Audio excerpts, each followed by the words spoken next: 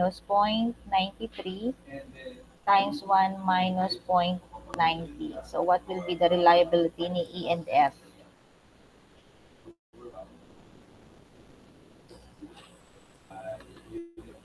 Anong reliability ni E and F?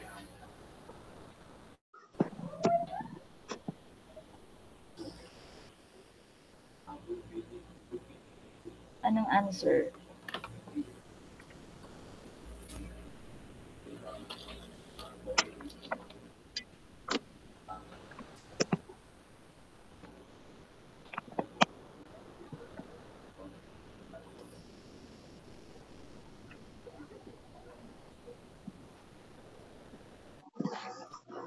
Point what? 993 EF. So 0.993. 0.993. Then we can now determine the reliability of the system. So you have 0.97 times 0.98 times 0.9936 times 0.993 times 0.99. So what will be the reliability of the system?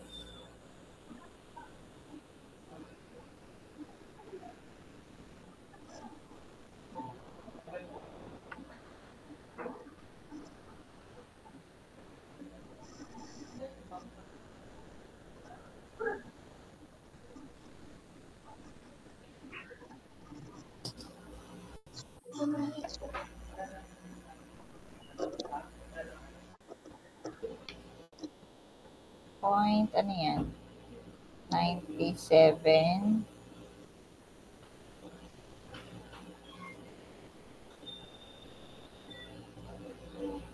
0.9285.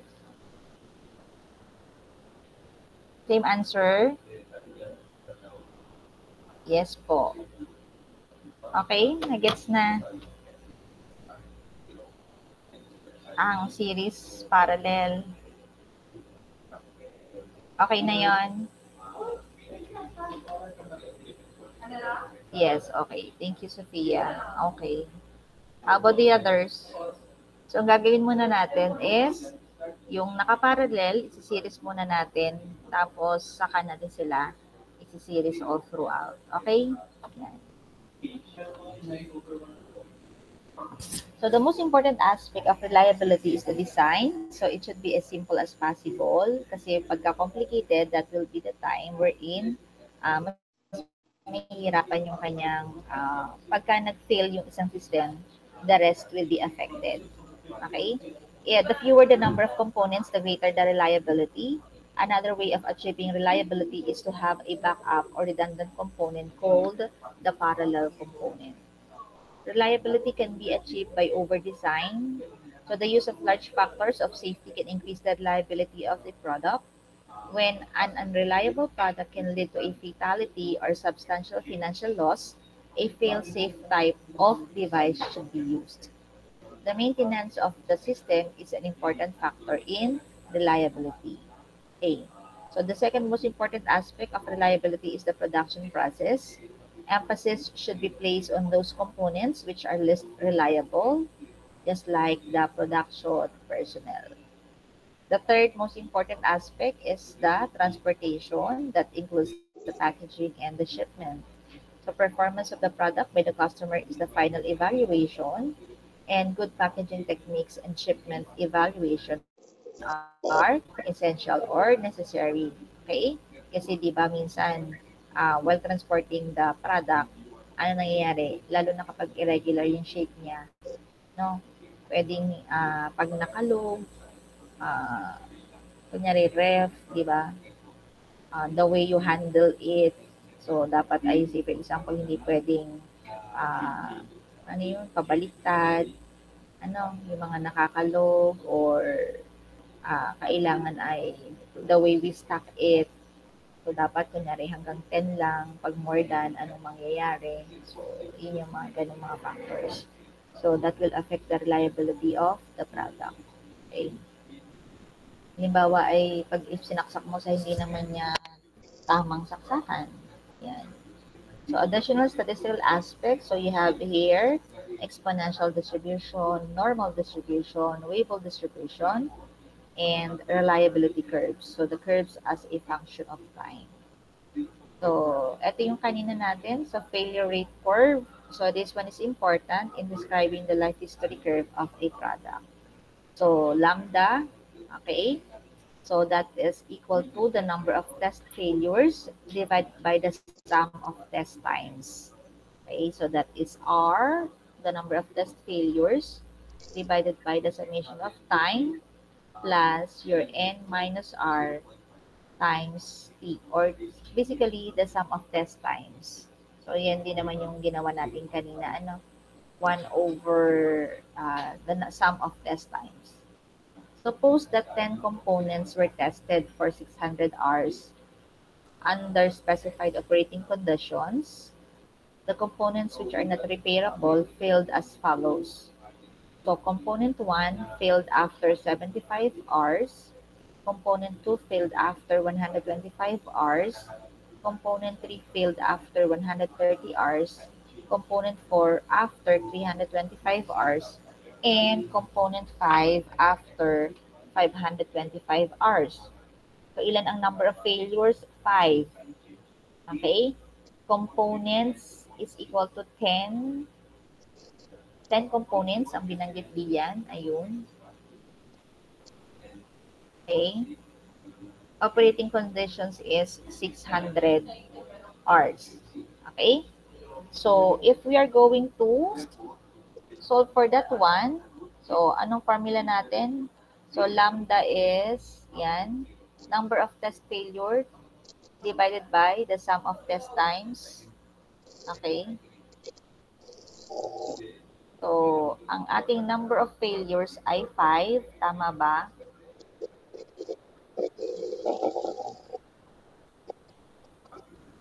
Tapos, ano bang formula natin? Okay, balikan ko lang yung formula ha. Total operating hours or sum of test times, wherein the sum of test time is summation ng T times plus N minus R over T, or summation of T plus T. So you have, so for your lambda, that is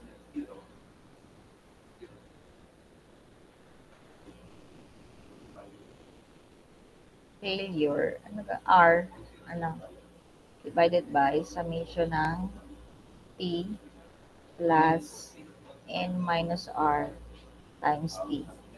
So you'll have here 5 divided by 75 plus 125 plus 130 plus 325 plus 200 plus 525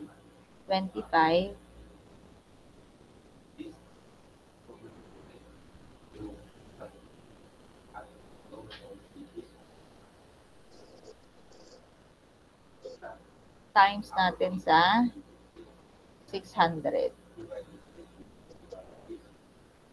Yan. So, ang pin natin na malaki ay were tested for 600 hours.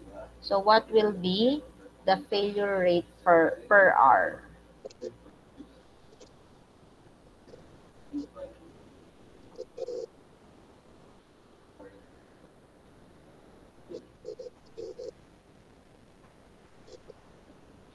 Meron pa pala akong kulang. Sorry, may kulang pa ako. N minus R.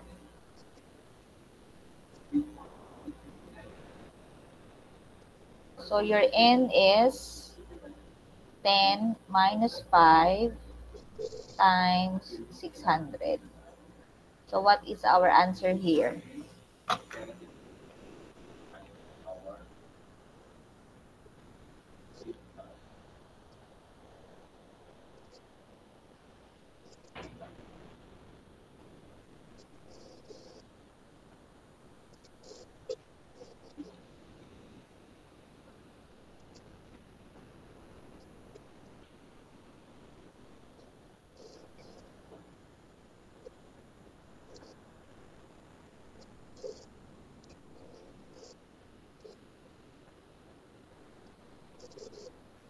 times 5 times 6,000. Ay, 600 lang.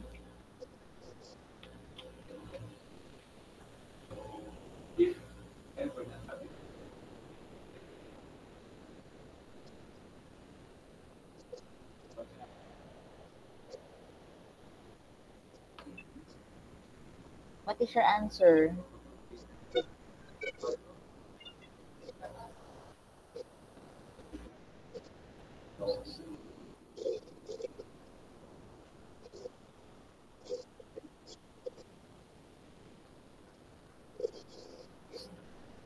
One point. Ano sagot niya?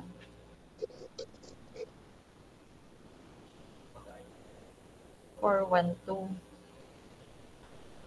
Point. Tama. 6. Ang laki. Sige. Mali ata ako. 5.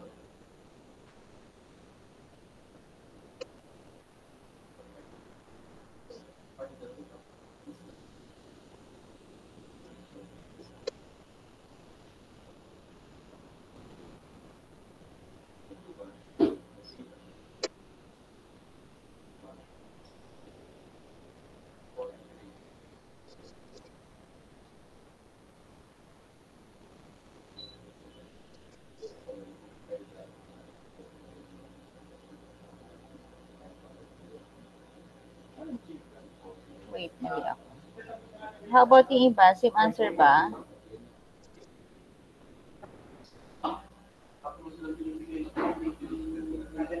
Tama.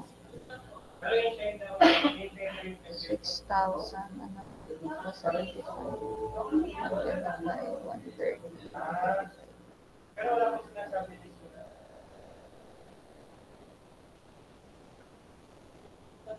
75 plus 120.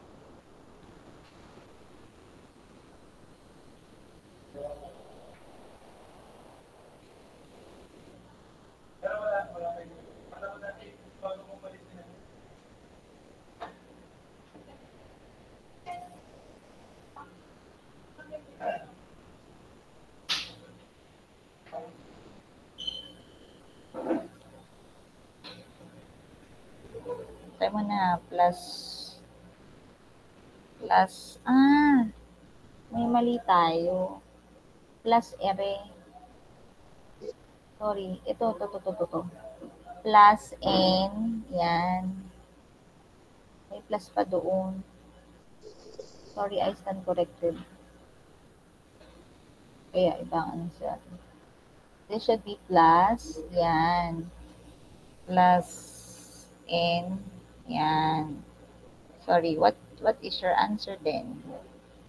5 times 6.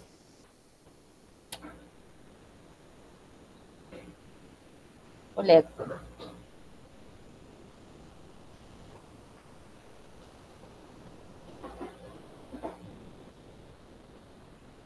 Ba't ako nagsisyntax error? 5, 75 plus 125 plus 130 plus 325 plus 525 plus 5 times 600. Ayun. What is your answer? Parang hindi. 1, 2, 3, 1. That is 0.00001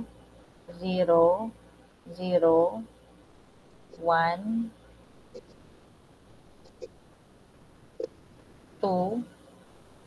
Tama. 0.0012. 0.0012.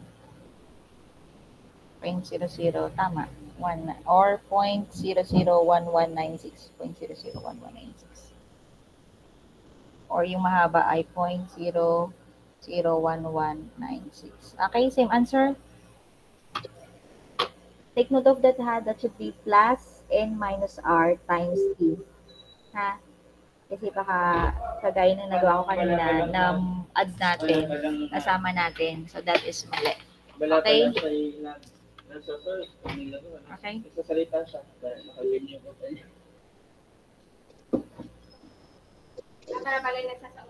Bala-bala yung nag-iisip. Okay. Then how about life history curve? So the curve sometimes referred to as the back curve, that is a comparison of failure rate with time. It has three distinct phases. You have here the debugging phase, the chance failure, and the wear out phase. Balik ko pala yung Yeah. So sa debugging phase is the early failure. Sa chance failure phase is the useful life. Sa wear out phase ay, bakit? Meron na naman? Oo, abay, Ako ganun. Teka muna po ha, saglit lang.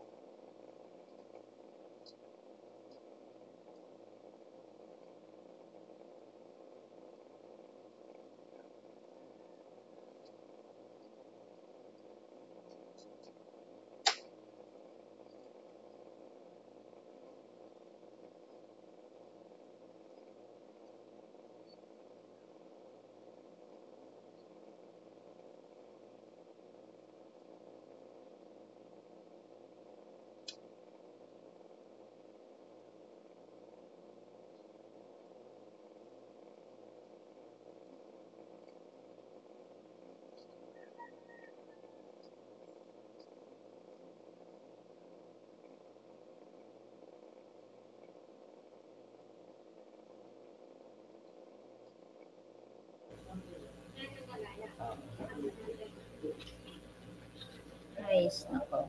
Okay, so for the debugging phase, so this is the wave distribution kasi meron tayong tatlo, di ba? The wave ano nga yun?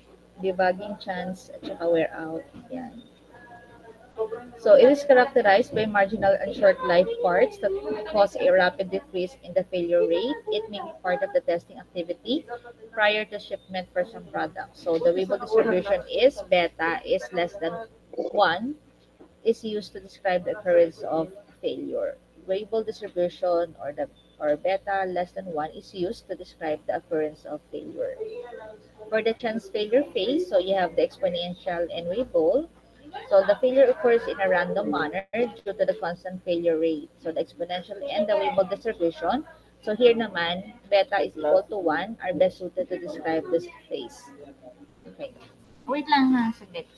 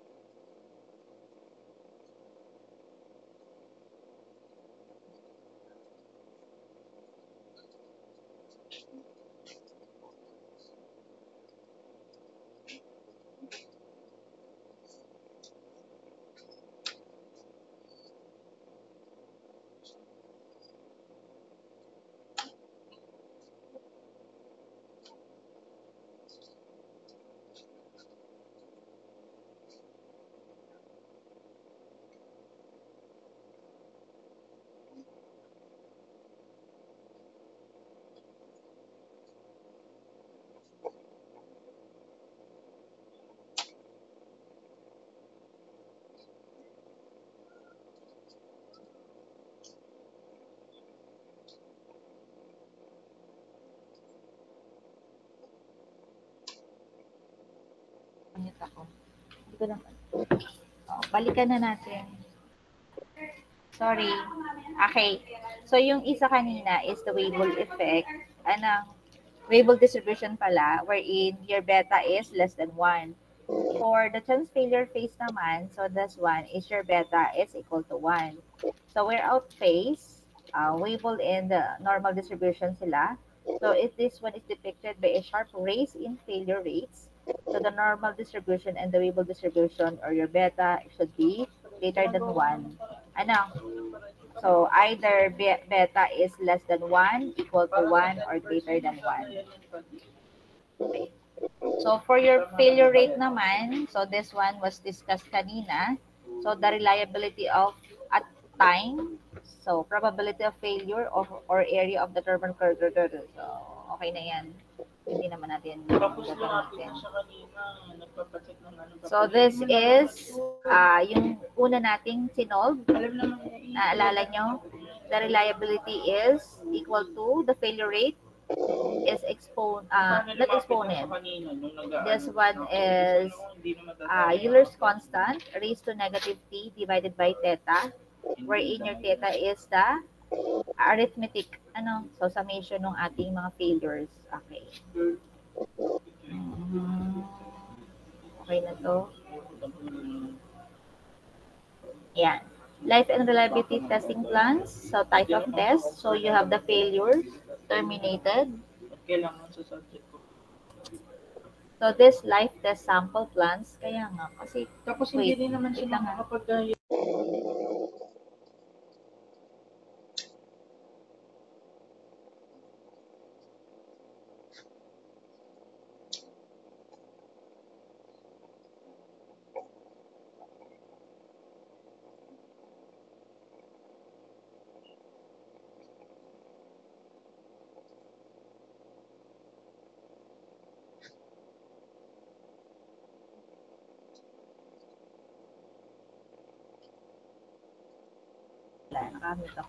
So this life test sample plans are terminated when a pre-assigned number of failure occurs to the same sample. Lunis na lunis pa naman.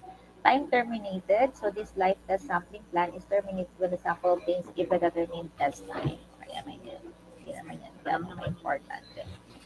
So type of test, another, you have the sequential. A third type of life testing plan is a sequential life testing sampling plan, whereby either or neither the number of failures nor the time required to reach a decision are fixed in advance. So you have here failure terminated, time terminated, and sequential. Okay. So tests are based on one or more of the following characteristics. So you have the mean life, which is the average life of the product, and the failure rate, which is the percentage of failures per unit of time or number of cycles. So tests are based on one or more of the following characteristics. So you have the hazard rate, the instantaneous failure rate at a specified time, reliable life, the life beyond which some specified portion of the items in the lot will survive.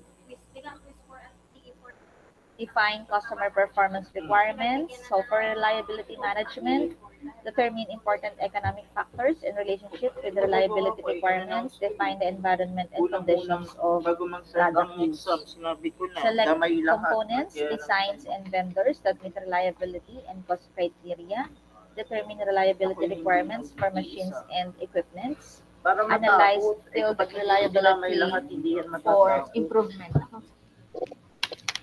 So for long-lasting products and services such as refrigerators, electric power lines, and frontline services, the time-related factors of availability, reliability, and maintainability are interrelated. So what is availability? Wait lang po ulit. Sorry for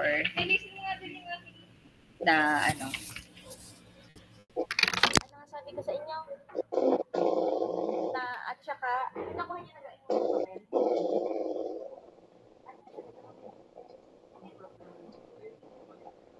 wala. Oh!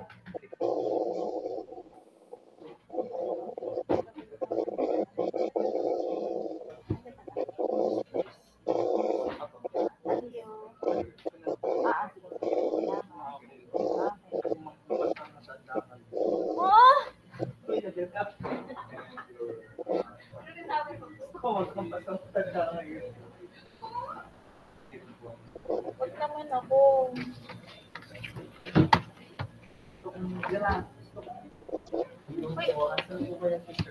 Si Sir Mark. Hoy, sinasabi ko sa inyo, pag Hoy. may nakita ko na din, Manit sa section manida ko, sa akin.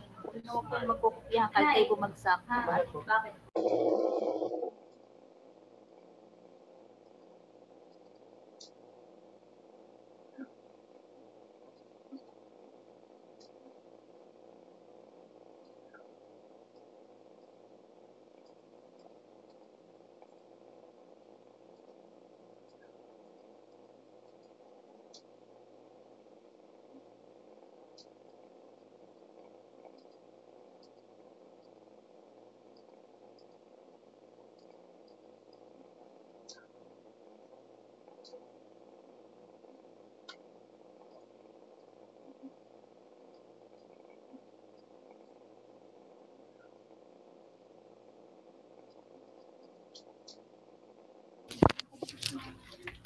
Okay, availability. So it is a time-related factor that measures the ability of a product or service to perform its designated function.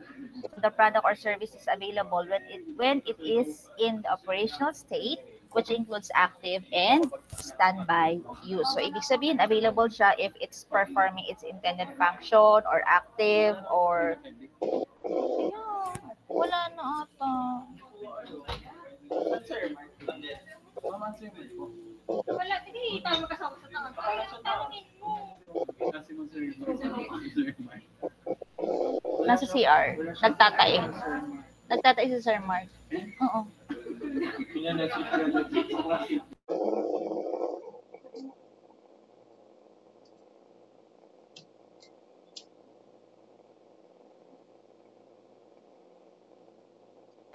Hi, Sophia. Slay. Baka nasa control room. 9:45 na. Nakayatin eh. Baka. Pero ano yung nagtatae kaya umakyat? Sabi mo pag hit na. Sir Mark, sabi naman pinagtatae daw kayo. Oo, promise. Maniwala ka. Tatakbo nga. Just Mark, tatakbo nga. Tayin na. Diyan.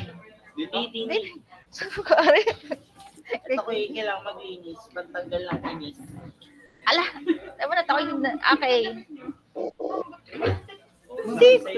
Hoy, teka muna. Tingnan mo muna ang brand ng damit ko. Oh. Okay po. Ba't may kabilang ulo? Hindi. Ganun talaga yan. May ulo ba dito ba? Ganun talaga yan. Mga istorbo ka ang mga are. Okay. Ito muna ha.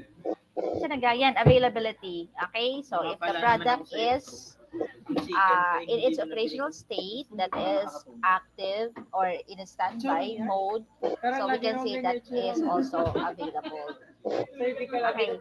For availability, our formula is mean time before failure divided by mean time before maintenance plus mean time before downtime. Mean time before downtime. Okay. Again, mean time before failure divided by mean time before maintenance and mean time before downtime. So, bago mag-failure, bago mag-failed, bago mag-maintenance, at saka bago mag-downtime. So, ibig sabihin siya ay available. Maintainability, aside from availability, we also have here maintainability. That is the probability that a system or product can be retained in or one that has failed can be restored to operating condition in a specified amount of time. Okay. So, ito yung kanina natin, failure rate curve. So, that is the number of test failures divided by the sum of test times or cycles. Take note that it's plus n minus r times the number of time or termination time. Okay, so that is r divided by the summation of t plus n minus r times the termination time. Okay.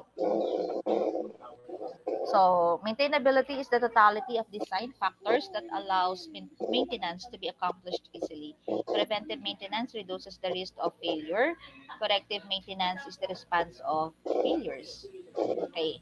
So, say for example, if we are going to determine the failure rate of an item that has the test of 9 items terminated at the end of 22 hours. Parang kagaya ng example na binigay natin kanina. So, 4 items have the following reading. So, you have 4, 12, 15, and 21 hours respectively. 5 items were still operating at the end of 22 hours. So, what will be the failure rate? So, ilang items daw yun? 1, 2, 3, 4, 4. Okay. And what are our readings? So, you have 4 plus 12 plus 15 plus 21 plus 9 minus 4. So, you have 9 items. Tapos, ang nag-failed ay 4. So, 9 minus 4. Then, the termination time is 22 hours. So, times 22. So, you will have here 0.025. Okay. So, yan naman na example na rin. Kagaya na example na binigay natin kanina. Then, determine the failure rate for 50 items that are tested for 15 hours. When a failure occurs, the item is replaced with another unit. At the end of 15 hours, 6 of the items had failed. So, how many items? 6.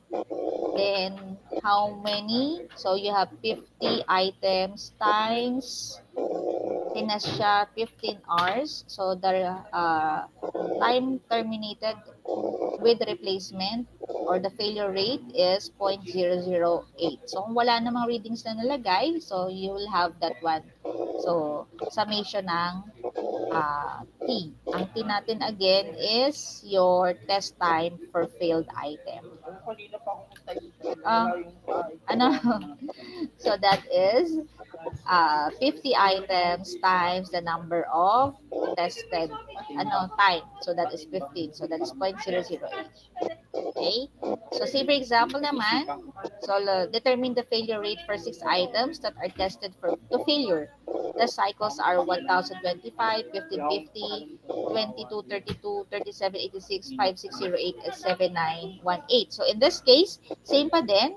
So, what we're going to do is determine the number of items, then divide natin sa number of test, okay, or test cycles.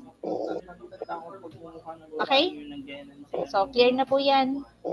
So, pag nakita niyo yung mga given, so same problem na ganyan. So, you need to know what to do. Okay? So, ang basis natin is yung R divided by summation ng T, okay, plus N minus R times T. So, kung ang given ay yung lahat ng yon, or kung ang given lang is yung summation ng T, pwede. Kung ang given is yung N minus R times the termination time, so that could be also. Okay? Klaro po ba yon? Yes? Dapat. Yes? Uy, a silence means no. Okay.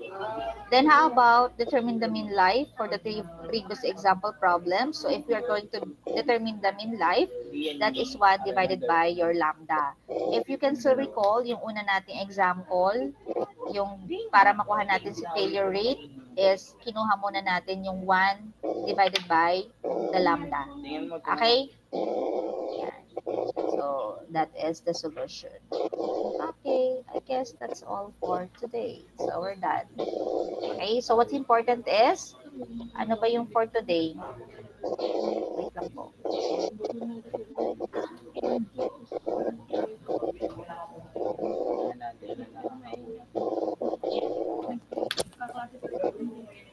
Yung reaction na yun.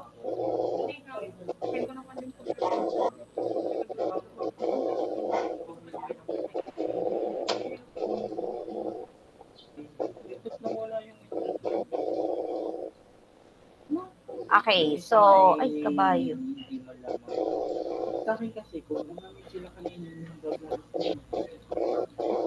Tapos na, hindi ka naman nagulat na ako dito. Wala kasi kung si ma'am, ano ba kung narapag ko? Babalik natin ang... Okay, so, take note of the reliability. So, you have the series parallel, and the series parallel, and the failure rate. So, yun lang naman. Okay? Tama? So, yun lang naman po ang tatandaan ninyo. Okay, then, by next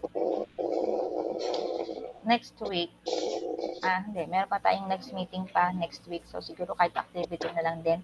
Then, I'll give you na your final requirement para makapagsimula na kayo. Okay? Yan. So, may question pa po ba kayo?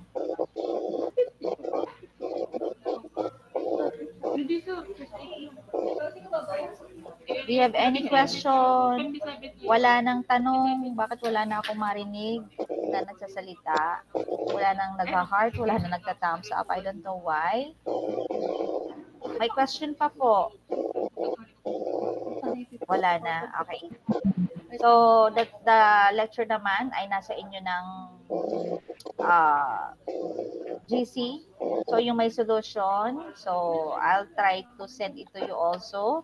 But for the meantime, for those na pwede na kaya na nilang sagutan yung example, so you may do it so. Okay? Yung example na nandiyan na walang answer. Okay? So, sige po, kung wala ng question, may klase pa rin naman akong sunod.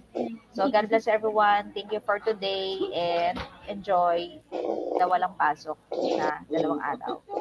Bye-bye. Keep safe as always. Thank you, ma'am. Thank you po. Thank you po. Thank you po.